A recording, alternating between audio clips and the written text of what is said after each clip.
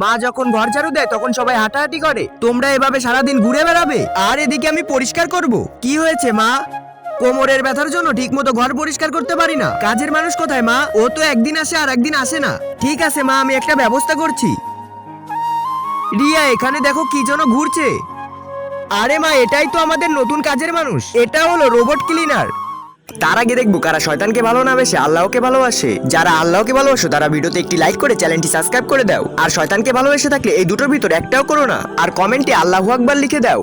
Mobile থেকে শুধু এই বাটনটা চাপলেই পুরো বাড়ি নিজে নিজেই পরিষ্কার করে দেয়। পরিষ্কার করার সময় সামনে কোনো বাধা এলে এটি নিজে থেকেই পাশ কাটিয়ে যায়।